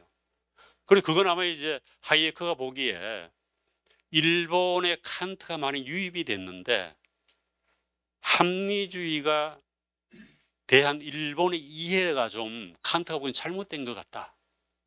하이에크가 보기에는. 그래서 일본에 이해하고 있는 합리주의 외에 다른 합리주의가 있다. 이 얘기를 칸트를 이제 하이에크식으로 얘기하면은 일본에는 주로 독일과 프랑스의 구성주의적 합리론만 합리론인 것처럼 생각을 하는데 스코틀랜드 계몽주의에 토대를 둔 진화론적 합리주의도 있다. 그래서 그걸 좀 이해해 줬으면 좋겠다라고 하는 이 강연의 요지입니다. 그리고 이 강연에 이제 이런 분류가 나와요. 진화론적 합리주의, 뭐 구성주의 합리 얘기 나오고 칸트와 훔볼트 얘기도 나옵니다. 그거 보면 어떻게 얘기하는가 하면요. 칸트를 분류할 때에 독일의 고전적 합리주의자로 분류를 해요. 그럼에도 불구하고 뒤에 쭉 내려가 보면은 칸트는 영국의 공리주의자나 프랑스의 계몽주의적 합리주의, 이제 칸트 용어를 하이에크 용어를 빌리면은 구성주의적 합리주의자와 같이 칸트와 훔볼트는 프랑스의 계몽주의의 치명적 유혹에서 완전히 벗어나지는 못한 것처럼 보인다. 이렇게 평가를 하고 있습니다. 이제 이 얘기는 뭔가 하면요. 하이에크가 볼 때 칸트는 독일의 고전적 자유주의이긴 하지만은 프랑스의 구성주의적 계몽주의와 루소의 영향권 안에 있는 사람인 것 같다. 이렇게 평가를 한 거예요. 그렇다고 해서 뭐 칸트를 비자유주의자로 이렇게 매도한 건 아닙니다. 이렇게 본다라고 하면은 민 교수님의 평소 입장, 이건 제가 오래전에 알고 있던 대단히 프랑스 계몽주의 데카르트에 대해서 비판적이었던 그 입장이 좀 변하셨으면은 뭐 이렇게 이걸 받을 수 있는데 그렇지 않으시면은 칸트를 오늘 말씀하신 것처럼 해석하는 것은 상당히 좀 논란의 여지가 있다. 저는 이제 그런 생각이 듭니다.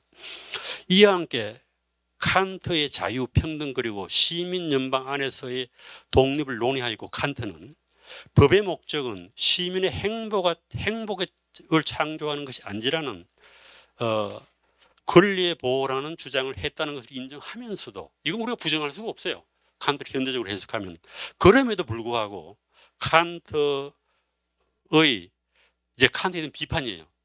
최고 권력자를 법위에 놓고 그 당시 이제 계몽 군주죠. 절대 군주 시대였으니까. 그래서 칸트가 검서까지 당했어요. 그 군주에서 종교에 대한 입장에 대해서 놓고 시민사회 전면적 복종을 요구했기 때문에 이 얘기는 분명히 이제 이 칸트의 사회 철학을 해석하는 방식에서 나오는 겁니다. 사회 철학은 그렇게 해석을 해요. 칸트는 시민들에게 불평과 항의의 권리를 인정했지만은 저항과 혁명의 권리를 인정하지 않았습니다. 이건 명백한 거예요. 그리고 제가 인용을 한 건 이제 보아즈라고 하는 리버테리언이즘을 쓴 사람인데요. 이 보아즈가 그렇게 얘기를 했어요. 그리고 백종원 선생님이 번역을 한 윤리 형이상학에 보게 되면요. 그 제가 페이지수를 표시했습니다. 거기 보게 되면은 분명히 그런 얘기가 나와요. 이걸 읽으면은 칸트가 과연 자유주의자야? 이런 생각이 할 정도로 국가에 대한 절대 복종을 얘기하고 있습니다. 여기 한번 찾아 읽어보시면 됩니다. 그리고 물론 이제 이거는 그 이마누엘 칸트 포리티컬 라이팅이라고 하는데 이제 들어가 있는 얘기입니다. 그리고 강제가 없는 상태에서 어떻게 사회 질서가 태어날 수 있겠는가? 그리고 우리 그렇게 얘기하잖아요. 강제가 없는 상태, 이건 뭐 자연적 상태가 맞죠. 거기서 질서가 태어난다고 하는 것이 하이에크의 자생 질서론이에요. 그런데 이제 이 보아즈가 보기에는 이 칸트에게는 자생적 질서론이 없는 것 같다, 이 얘기를 하고 있는 겁니다. 그건 뭐 그렇게 해석할 수도 있고 저렇게 해석할 수 있을 거라고 저는 생각을 합니다. 그래서 칸트는 주류 자유주의에 포함되지 않았다라고 보아즈는 얘기를 해요. 그래서 이런 보아즈를 어떻게 해석해야 될까라고 하는 의문이 생기기도 합니다. 그리고 이건 시대의 한계죠. 칸트의 사회 철학을 보게 되면은 뭐 그 당시에 부모와 자식 간의 관계도 대단히 가부장적으로 해석을 했습니다. 그리고 특히 부부관계, 이것도 가부장적이에요. 아내는 남편의 지배하에 있어야 된다, 이런 주장을, 이건 시대적 한계라고 볼 수 있죠. 그래서 우리가 이제 뭐 이런 말이 있습니다.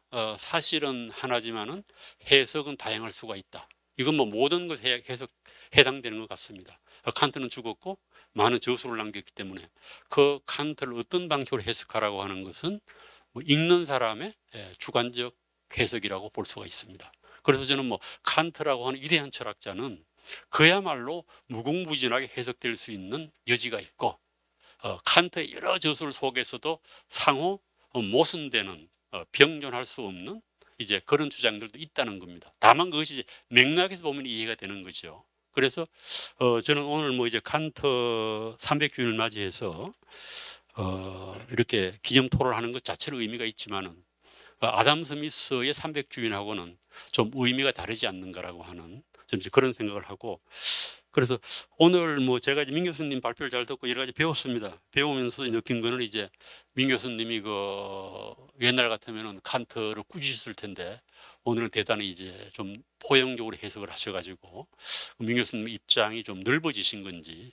거기에 대해서 좀 개인적인 그런 호기심이 있습니다. 그래서 물론 이제 아까 제가 초기에 말씀드렸듯이 칸트를 개인주의자로 해석할 여지가 많고, 또 그 점은 우리가 이 자유시장 경제나 개인의 선택을 강조하는 자유경제원에서 충분히 살려야 할 그런 대목이라고 생각을 합니다. 감사합니다. 자유주의 발전을 위해서 칸트가 과연 무엇을 기여했을까? 자유주의가 등장하고 발전해오는 과정에서 칸트가 무엇을 기여했었고, 또 앞으로 기여할 수 있는 부분이 뭐가 있을까? 그런 거에 대해서 이제 제가 좀 생각을 해봤습니다. 과연 칸트가 기여한 부분이 뭐가 있을까? 이제 두 가지를 말씀드릴 거고요. 하나는 자유 개념, 자유주의 개념. 그 개념이 형성되고 발전해 오는데 있어서 칸트는 그 인간 존엄성 개념, 그것을 가장 중요한 것으로 자리매김했다. 그런 기여라고 한다면 이제 그러한 작업을 통해서 이제 오늘날 우리가 얘기하는 주로 미국이 아니고요, 영국과 미국의 그러니까 그 공리주의에 기반한 자유주의, 그것과는 성격이 많이 다른, 그러니까 대륙의 합리론에 기반한 자유주의, 그런 거를 발전시키는 데 기여했다. 그게 이제 하나고요. 이제 두 번째는 주로 뭐 이제 미래 시점과 관련해서 한 얘기지만, 그러니까 자유를 이야기할 때 칸트가 중요시하는 부분 중에 하나는 그러니까 인간의 존엄성, 그러니까 자유, 행위자의 자유를 이야기할 때 그 행위자 자신이 갖고 있는 존엄성, 타인의 존엄성이 아니라 내 행위로 인해서 피해를 입거나 영향을 받는 타인의 존엄성이 아니라, 타인의 인권이 아니라 나 자신의, 행위자 자신의 인권, 행위자 자신의 존엄성, 그런 것이 자유를 이해하는데 결정적으로 중요하다.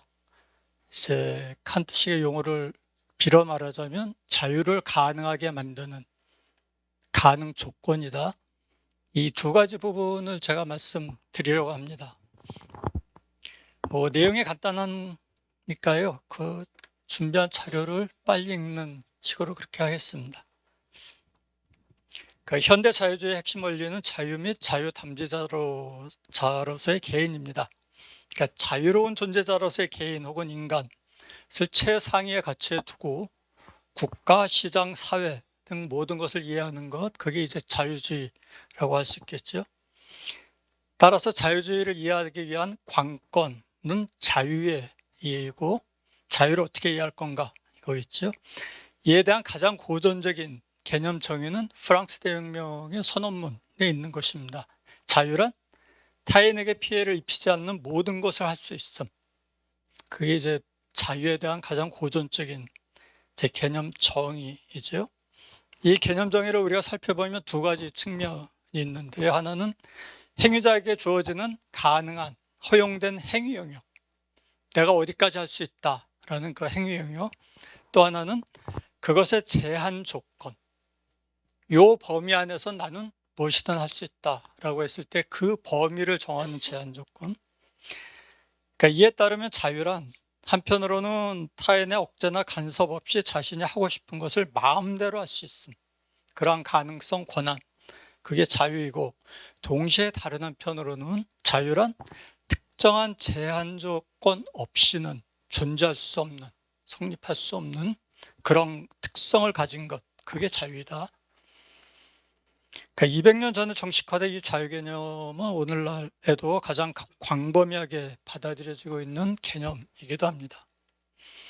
이제 근대적이고 현대적인 자유 개념인데, 과연 이런 자유 개념이 형성되고 발전해 오는데 칸트가 어떤 기여를 했을까? 가장 중요한 것은 역시 인간 존엄성 개념, 그것과 연관시켜서 자유의 개념을 이해했다라는 점입니다. 그래서 독일의 위키피디아를 보면 이렇게 설명되어 있습니다. 그러니까 인간 사회에서 최고의 윤리적 법적 가치는 인간의 존엄성이다. 존엄한 존재자로서의 인간은 자율적 존재자, 즉 자유롭게 행동하고 자신의 목표를 자유롭게 설정하는 존재자이다. 그러니까 이에 따르면 그 타인의 존엄성, 이게 이제 그 법적인 의미에서의 인권이겠죠. 타인의 권리. 그러니까 타인의 존엄성을 침해하지 않는 범위 안에서 내가 원하는 모든 것을 내 마음대로 할 수 있는 권한, 그것이 바로 자유 혹은 자유권, 권리입니다.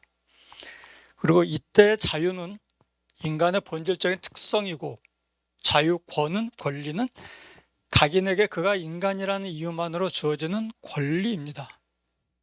그러니까 생득권이라는 거죠. 그러니까 이렇게 이해된 자유로운 행위 공간, 그것은 우리가 생각할 수 있는 최대한의 것이기도 합니다.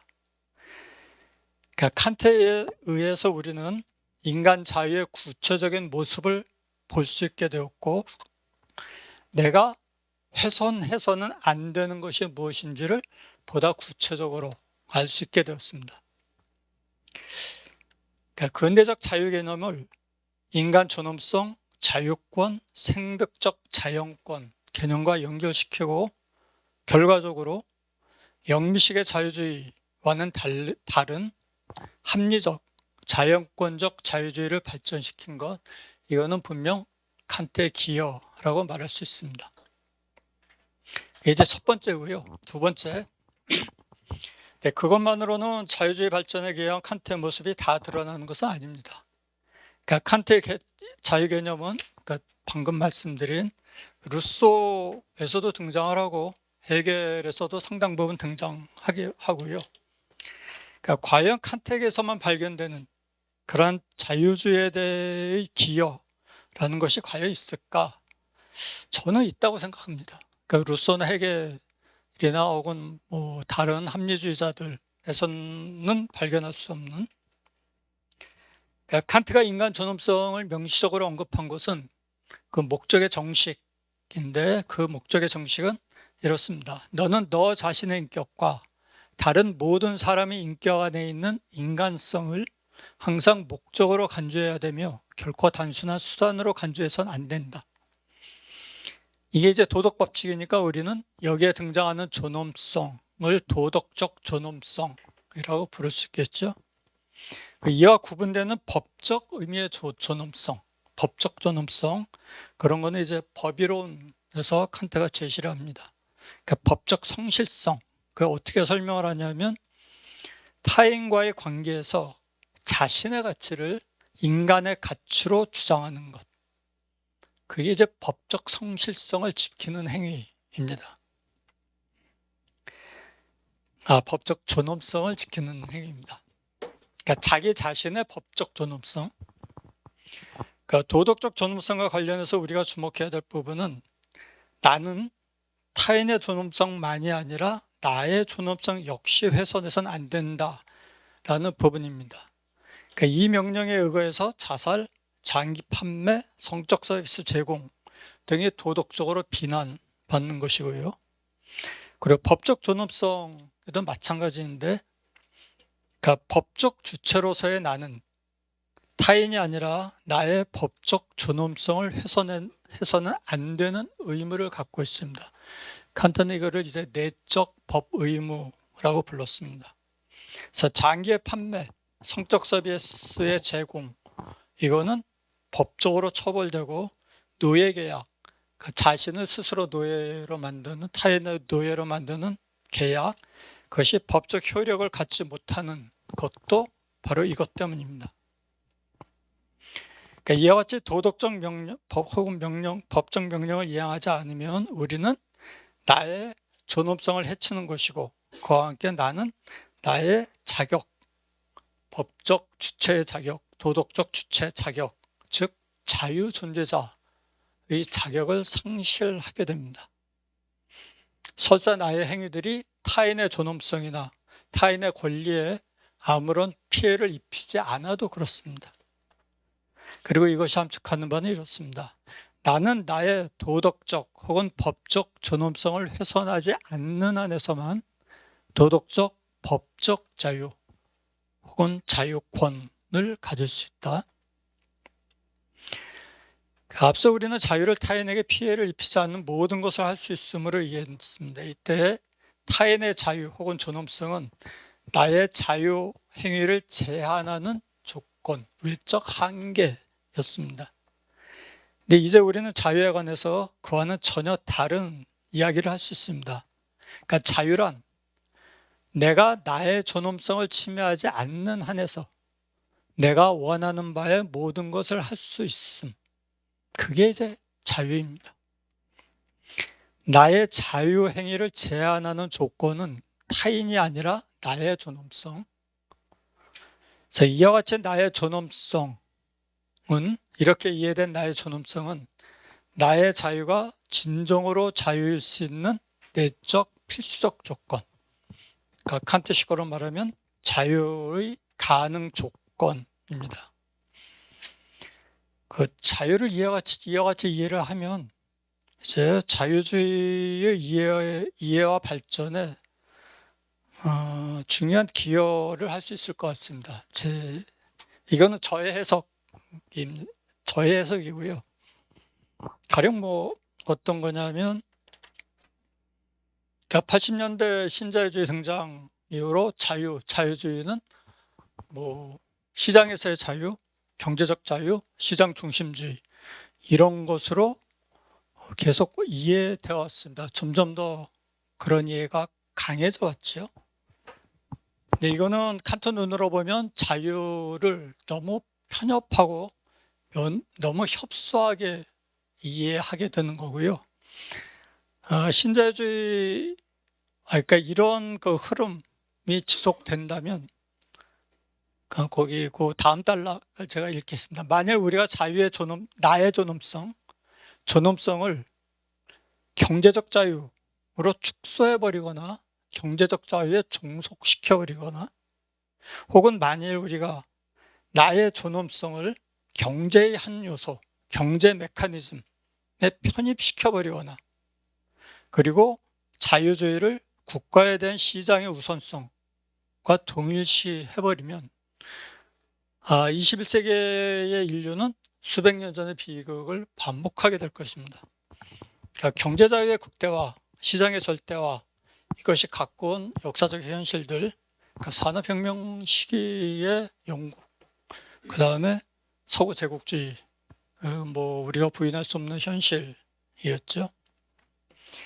그러니까 나의 자유 행위로 인해서 타인의 존엄성만이 아니라 나 자신의 존엄성이 훼손돼서는 안 된다라는 칸트의 요구는 자유로운 존재로서의 경제 주체를 이해하는 관점의 변화를 요구하고, 또한 그것은 국가와 시장의 관계에 대한 재검토의 필요성, 그러니까 21세기 지금 우리가 생각하고 있는 그러한 관계에 대해서 다시 검토해야 된다라는 필요성, 그리고 무엇보다도 시장은 인간 친화적인 시장이 되어야 한다는 것, 그리고 그를 위해서는 경제 행위의 목표가 좁은 의미의 물질적 경제적 좋음이 아니라 인간적인 이익, 인간다움에 어울리는 좋음이 되어야 한다는 점을 요구합니다.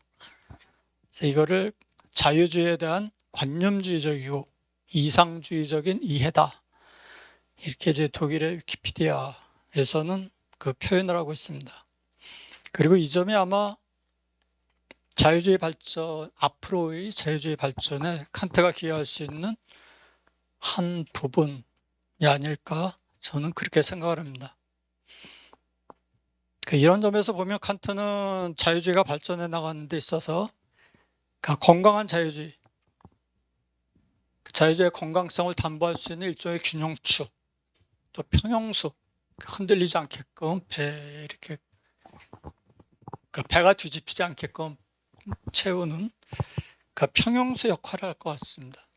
자유주의라고 하는 배를 앞으로 이끌어가는 그러한 동력이 되지는 못할지 몰라도, 그건 이제 좀 따져봐야겠지만 하여튼 제 생각에는 그러한 그 에너지원의 역할은 못한다 하더라도, 그러나 최소한 자유주의가 계속 장기적으로 안정적으로 발전해 나가는 데 필요한 균형추 내지는 평형수 역할은 충분히 할 수 있을 것이라고 생각을 합니다.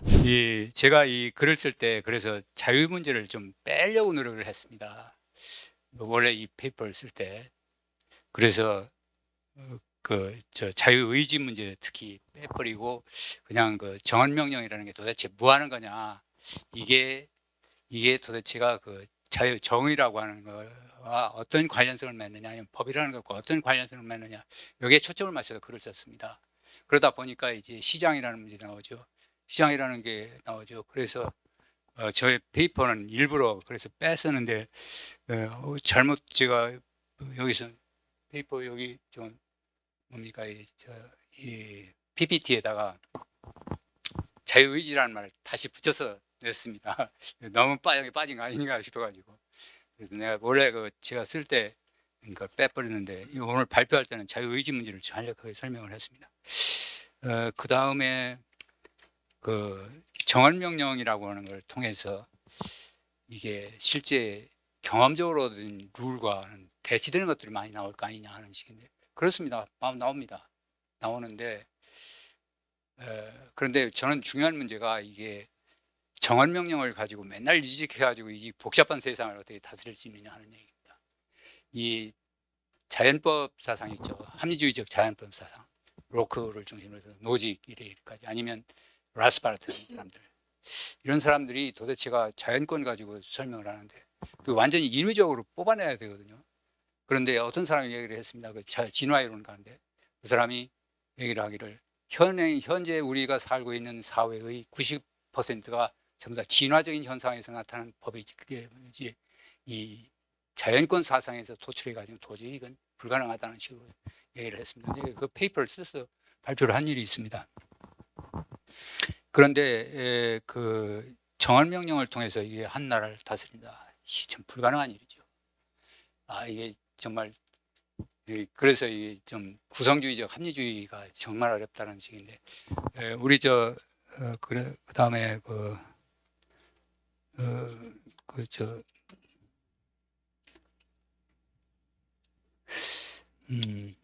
신 교수님 말씀하셨던데 저는 뭐 책을 쓸 때 그 책 그 국가란 무엇인가를 쓸 때 칸트가 도대체 뭐 하는 사람이냐 하는 걸 초점을 맞췄습니다. 그리고 가능하면 이 사람을 자유주의적으로 고전적인 자유주의 독일에서는 전부 고전적인 자유주의로 인정을 해줘요.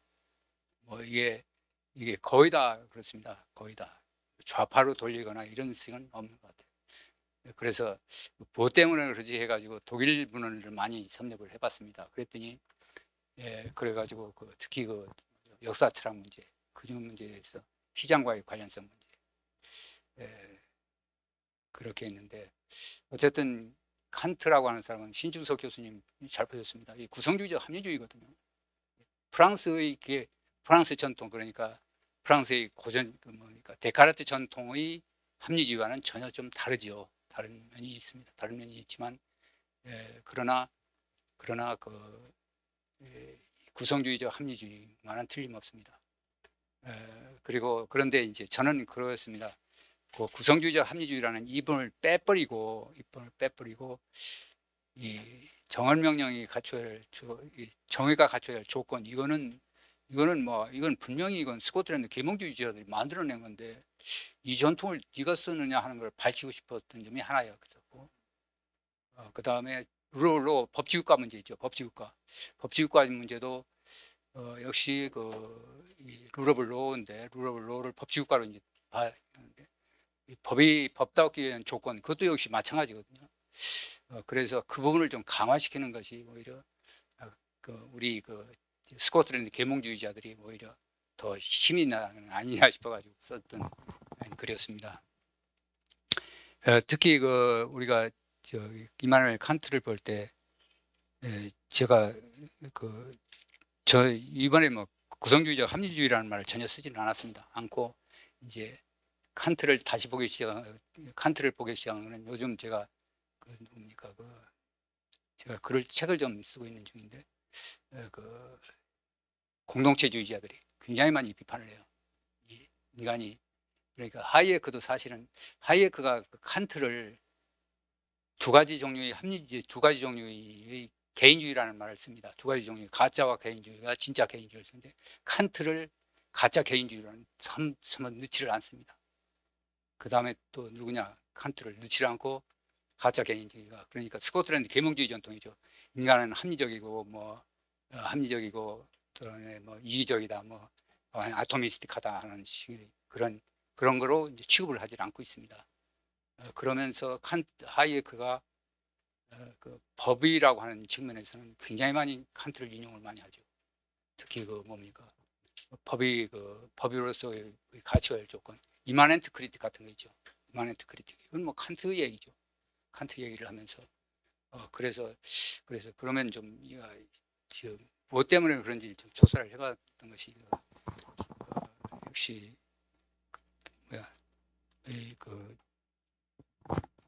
스코틀랜드 계몽주의자들이 생각했던 점을 칸트를 이용을 해서 스코틀랜드 계몽주의가 이 법이라고 하는 걸 어떤 식으로 만들어야 되느냐 하는 그걸 별로 얘기를 하질 못했습니다. 아담 스미스도 그랬고 데이비드 흉도 그랬고 데이비드 흉이라는 것도 근데 칸트가 유니버설 빌러티인가 이마넨트 크리틱 보면 어느 한 규칙이 있습니다. 정언명령 소위 법으로서의 갖춰야 할 조건들이 있죠. 법의 집의 원칙이라는 것.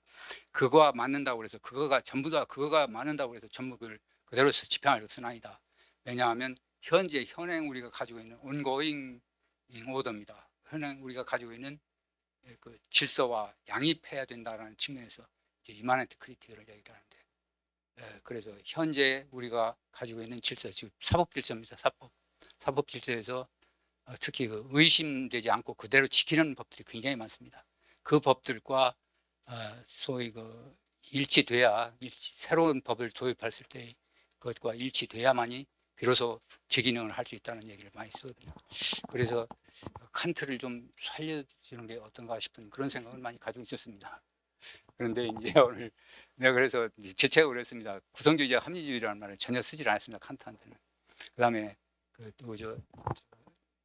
미제스도 사실은 엄밀히 보면 이게 가짜 개인주의입니다. 완전히 가짜 개인이죠. 완전히 이게 논리적으로 풀어나가는데 인간이라는 게 그렇게 합리적일 수가 없거든요. 논리적으로 푸는데 그렇게 그 인간이라는 게 그 센소리 오더가 그게 센소리 오더라고 쓴 책이 뭐냐면 그 스폰테니어스 오더 자생적 질서와 적합한 인간입니다. 진화적인 인간. 그걸 가져야 이제 비로소. 그런데 센소리 오더 보면은 인간이라는 게 그렇지 않거든요. 이게 뭐 칸트가 보는 얘기 전혀 다르죠. 전혀 다릅니다. 오히려 나는 공동체주의자들이 말하는 인간관이 있습니다. 인간. 그거와 비슷한 게 아니냐 싶습니다.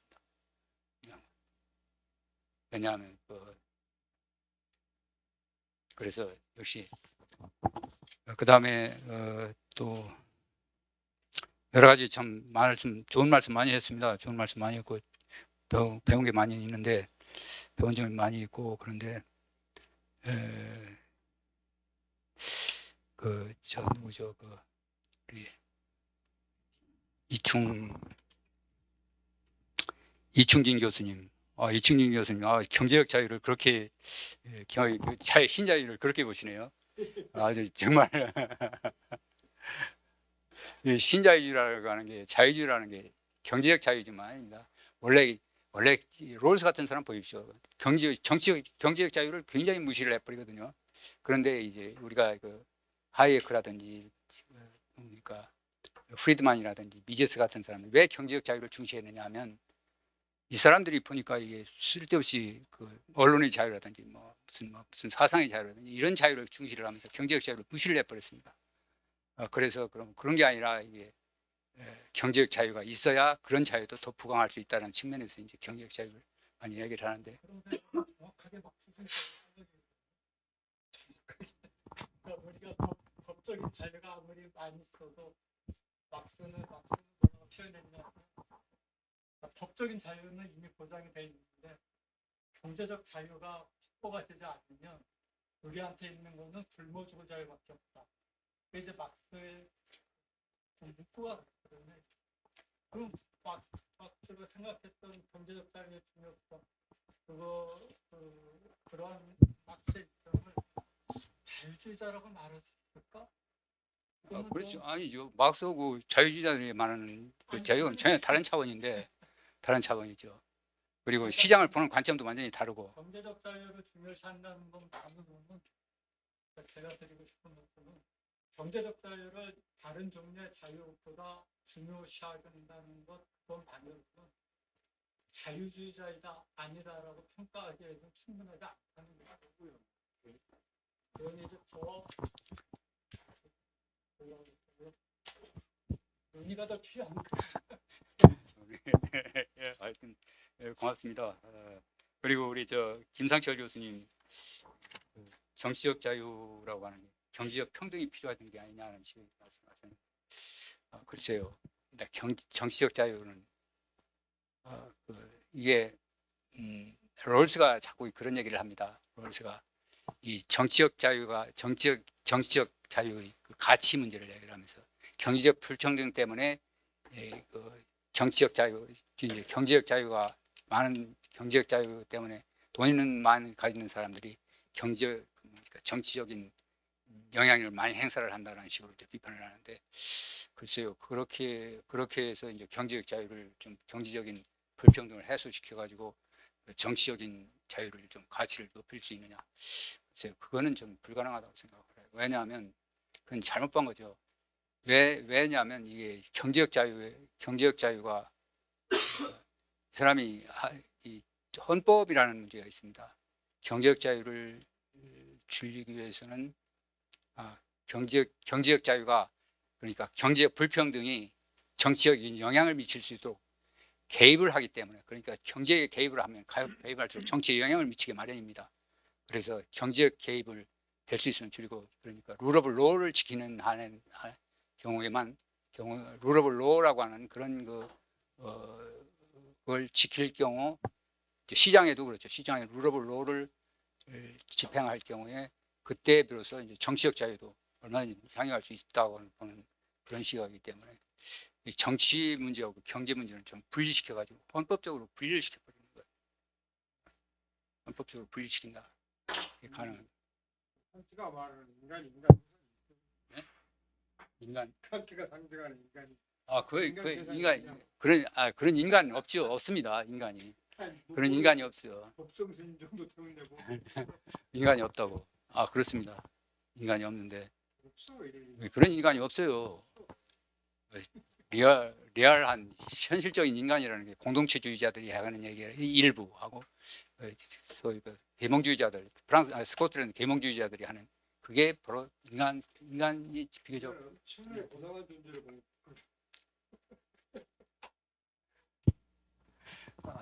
오늘 제가 쓴 글이 그렇게 좀 비쳤나 싶어지는데 내가 구성주의적인 합리주의를 굉장히 비판하는데 칸트를 내가 옹호를 했다. 그거는 좀 제가 좀 억울한 면이 좀 있습니다. 그리고 그거는 내가 글을 좀 잘못 써놨군요. 앞으로 좀 수정을 해서. 제가 문제를 이해할 수 있어요. 예, 고맙습니다.